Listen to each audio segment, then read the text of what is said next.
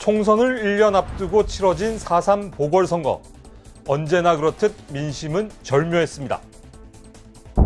창원 성산에서는 민주당과 정의당의 단일 후보인 정의당 여영국 후보가 승리했고, 통영고성에서는 한국당 정점식 후보가 완승을 거뒀습니다.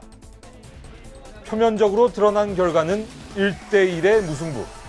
하지만 좀 더 깊이 들여다보면 민심은 정치권 전체에 준엄한 경고장을 보냈습니다. 이번 보선은 국회의원 2곳과 기초의원 3곳에서 치러졌는데 민주당은 단 1승도 챙기지 못했습니다. 민주당은 국회의원 보궐선거 2곳 중 1곳, 기초의원 보궐선거 3곳 중 2곳에 후보를 냈는데 모두 고배를 마셨습니다. 갈수록 어려워지는 경제 상황과 장관 후보자 낙마 사태에서 드러난 내로남불 도덕성 논란이 패인으로 분석됩니다. 한국당은 통영고성 보궐선거에서 승리했지만 진보정치 1번지 창원 성산의 벽을 넘지 못했습니다. 선거 막판 불거진 황교안 대표의 경기장 유세 논란, 오세훈 전 서울시장의 고 노회찬 전 의원 비하 발언 논란이 역풍으로 작용하며 진보 진영의 결집을 불러왔습니다. 정의당은 한국당 후보와 피말리는 접전 끝에 노회찬 전 의원의 지역구인 창원 성산을 사수했습니다. 정의당은 막판 대역전극에 환호했지만 내용을 뜯어보면 결코 웃을 일이 아니었습니다. 정의당 스스로 적폐정당이라고 칭했던 한국당에 창원 성산을 넘겨줄 뻔했기 때문입니다. 원내 제3당인 바른미래당의 성적은 초라했습니다. 바른미래당은 창원 성산 보궐선거 한 곳에 후보를 냈는데 득표율은 3.57%에 그쳤습니다. 보선 성적표를 받아든 여야는 민심을 각자 유리한 대로 해석했습니다. 민주당은 겸허하게 민심을 수용하겠다면서도 정의당과 단일 후보를 낸 창원 성산의 승리를 부각했습니다. 우리 당은 이번 선거에서 나온 민심을 겸허하게 받아들이겠습니다.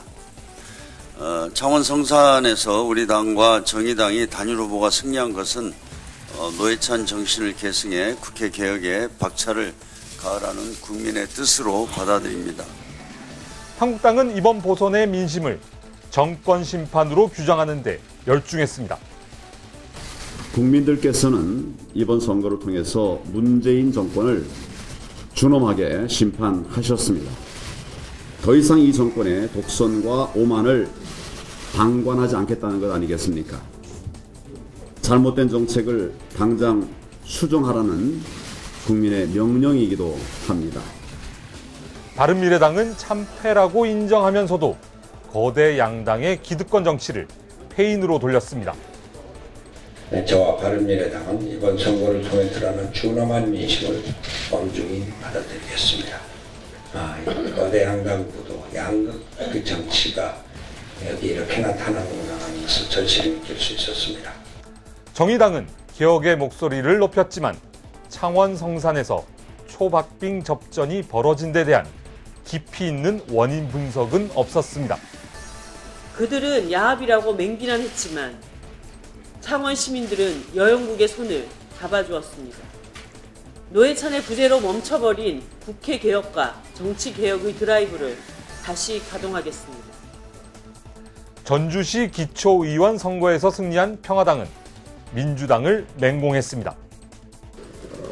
사실 막대기만 꼽아놔도 다 당선되던 그런 분위기의 정부 여당과 이번에 민심은 강한 불만과 비판을 함께 쏟아냈다고 봅니다.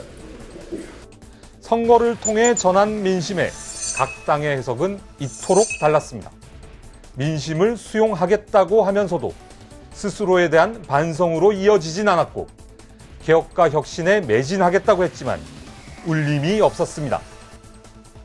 무승부 성적표를 받아든 여야가 내린 결론은 결국 진영 논리에 따른 대결 구도의 무한 반복이었습니다.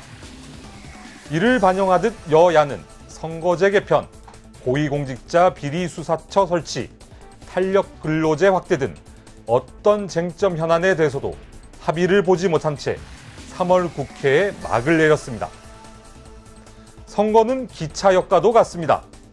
앞으로 달리기만 했던 열차를 세우고 그동안 휙휙 지나쳤던 민심의 풍경을 차분히 들여다볼 기회이기 때문입니다.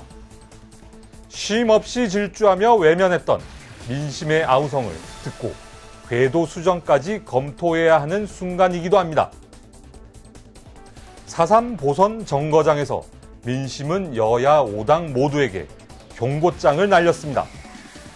하지만 반성 없이 레일 위에서 다시 질주하는 정당은 1년 뒤 총선 정거장에서 민심의 매서운 해초리에 직면하게 될 것입니다. 지금까지 여의도 풍향기였습니다.